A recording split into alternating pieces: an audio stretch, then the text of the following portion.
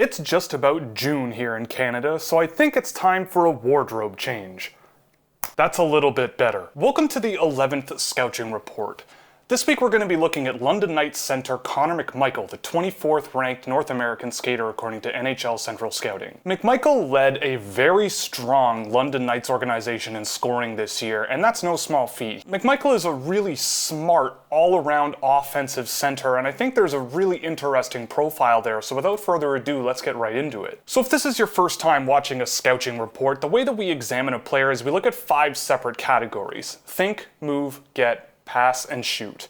Within each one of those categories, we give the player a number and a letter grade. The number indicates the peak tier of talent that I see in that player within that skill, and the letter indicates the overall level of consistency that I see within that tier. So the first category we look at is think, which is basically how Connor McMichael perceives the game as it goes on around him. To me, McMichael is an offensive center in the truest sense of the word. There are parts of his game that are more of a traditional two-way forward, but I do see a lot more potential offensively for him. He does back check well in his own end, but I would like to see a little bit more intensity on a more consistent basis out of him. There were shifts in his own end where he kind of seemed to disappear, but when the puck started going up the ice, he was really able to showcase a nice set of feet, a nice set of hands, and some nice speed in transition, which is really promising. And once pucks were in the offensive zone, he was really lights out. He knows how to get to dangerous areas. He's very, very sneaky in the offensive zone, and it was really interesting to watch. He's a really good example of one of these players that I have brought up multiple times before, where they are not dangerous until they're dangerous, and McMichael is very dangerous a lot of the time. So while I did see a very effective offensive player, there were parts of his game in his own end that I think could come a ways. There were some shifts he just wasn't back checking deep enough.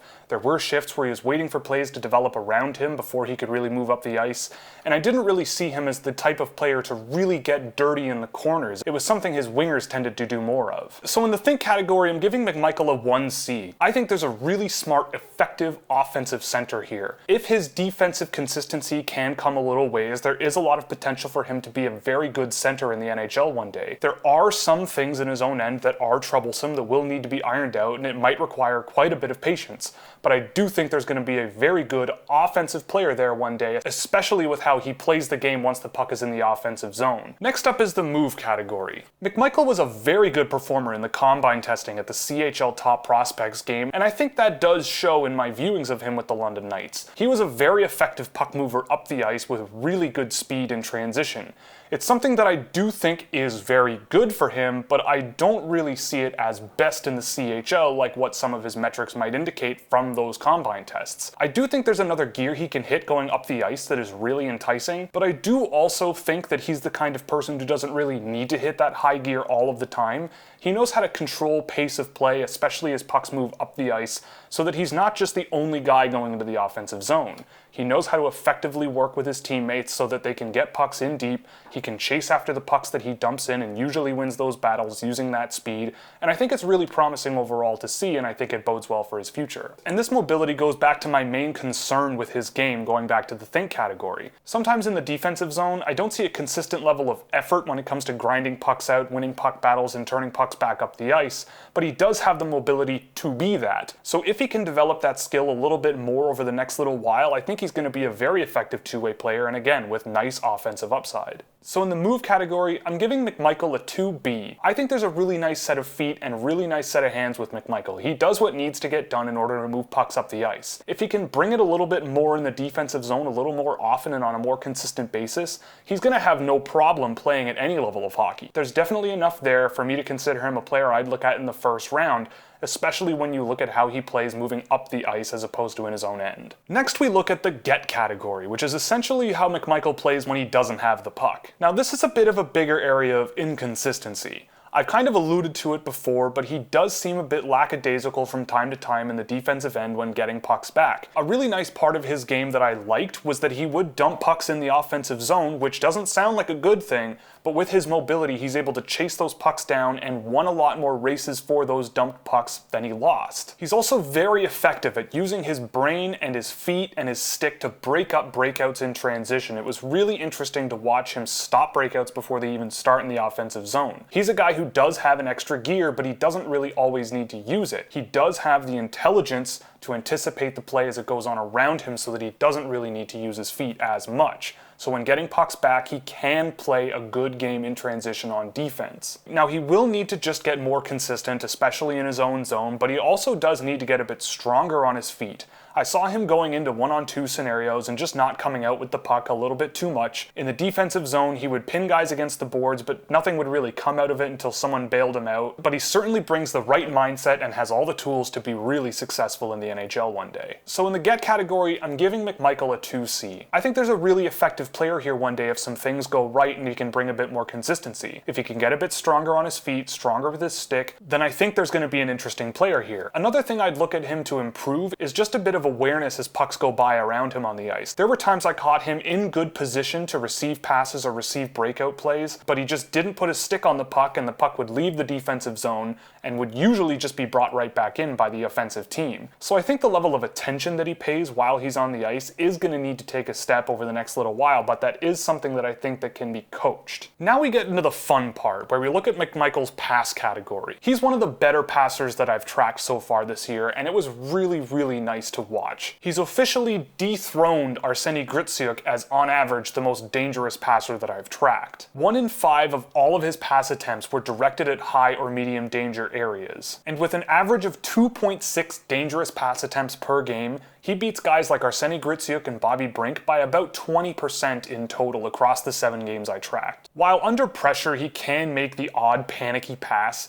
he really knows how to find his line mates in dangerous areas and go for the easy points rather than just cycling pucks along the boards. He's really willing to try a lot in the offensive zone. When you give him a little bit of space, he can be very dangerous in the offensive end, especially with really mobile line mates like Nathan Dunkley. And overall, I would say the pros outweigh the cons with his passing. He didn't always make those tape-to-tape passes in all areas of the ice that you would really like out of a modern center, but he did try a lot of dangerous plays, especially when he had open space, which was really nice to see. He was paired mostly through the games I saw with Nathan Dunkley, who I had thoughts on before the season even began, but now that I've seen more of him, I really can't see him not getting drafted again. He made a great pair with McMichael, creating a lot of open space, grinding pucks out along the boards, winning puck battles, moving pucks really effectively in the offensive zone, and worked really well with McMichael to create dangerous chances. So in the pass category, I'm giving McMichael a 1D. I've been saying it this whole video, he's an offensive center right now, and I do think that his passing game is one of the more dangerous, high-octane, offensive, dangerous abilities that he has. I think there's a lot to like with his passing ability, and I do think it's going to take him a long way and put up a lot of points, at least at the OHL level. If some other areas of the game when it comes to passing can get more consistent and rounded out and completing more passes on the whole,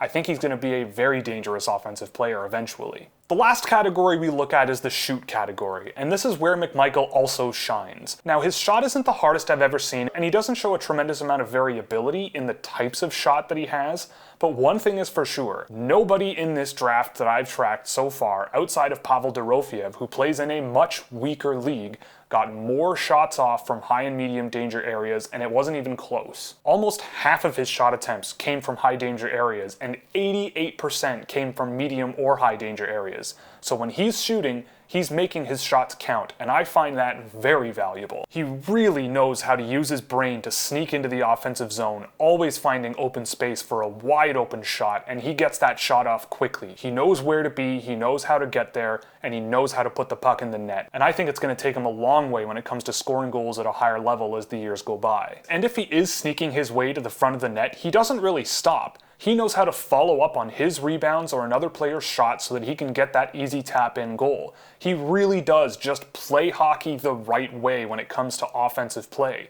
I think coaches are just really going to like the natural passing and shooting instincts that McMichael has. Now, one metric that I have started tracking over the course of this year that I hadn't at the beginning of the year is what I'm calling dangerous individual shot attempt percentage, which is of all of the shot attempts that a team takes over the 7 games that I track, what percentage of those are high or medium danger shots taken by the player I'm tracking. And of all of the shot attempts that the London Knights took while I tracked them against mostly playoff teams and contending teams, 21% were high or medium danger chances by McMichael on his own. Of all the players I tracked, that's second only to Pavel Dorofiev, and he was up at 28%. So in the shot category, I'm giving Connor McMichael a 1B. This is an extremely high rating, and I think it's well earned. He brings the perfectly right instincts when it comes to offensive play, and his shot selection is second to none. With nearly half of his shots coming from high danger areas, the potential for offensive success at any level is really, really promising, and I think that the future is really bright for McMichael when it comes to scoring goals. So the way that we wrap up these videos is we look at the best part of the player's game, the good part of the player's game, and the not so good part of the player's game. The best part of McMichael's game is simple. In the offensive zone, I think he could be a juggernaut. He really knows how to play the right way. He really perceives the game at a high level. He knows how to find dangerous chances, and he knows how to use teammates. I found him to be equally as dangerous a goal scorer as he was a playmaker, and there's really enticing tools that I really like moving forward. The good part of his game is that across the 7 games I tracked, there were no goals against at even strength where he was involved in the play. And I have been saying that his defensive consistency might need work, but I do think also that his line mates really helped him defensively. But that doesn't mean he's a slouch defensively either. There were really promising flashes of a good two-way center here. I think he has the talent and the ability and the mindset to be a responsible defensive player as well. It's just not always there, and I think that that's a kind of consistency that will need to come over the years. The not so good part is that I think there's an awareness that needs to come with McMichael. I did see quite a few times where pucks would just pass him by and he just wasn't really paying attention to what's going on in the play. There were some shifts where I forgot he was on the ice or couldn't really tell what he was doing on the ice, and that sounds really bad, but I do think the pros with his game right now outweigh the cons, and I do think those cons can be coached. So overall, I'm giving McMichael a 1D. I think McMichael has all the potential in the world to be an excellent, projectable NHL center one day. There are flashes where I could see a really talented player that outplays where he's likely to be drafted, but there are some things in his own end and in transition that might need to come a bit of a ways. If he can hit another gear with his skating and his skill, if he can get stronger on back checks and on forechecks, then there might be something interesting there, because when pucks are in the offensive zone, it's really special to watch him produce points game in and game out. To me, McMichael takes a no BS approach to the game. He perceives it well, he knows how to find dangerous areas, he knows where his line mates are, and there's a really good offensive game right now with him. So that's it for this Scouching report. I hope you enjoyed. If you did, you can click all the buttons you see below me so that you never miss another video. If you really liked the show, you could support us on Patreon, where you get access to spreadsheets for drafted and undrafted prospects, private chat rooms, as well as many other goodies. Or you could get some merchandise from the Scouchwear shop, like this wonderful new t-shirt that I'm modeling for all you wonderful people. So that's all for this episode, and thank you for watching.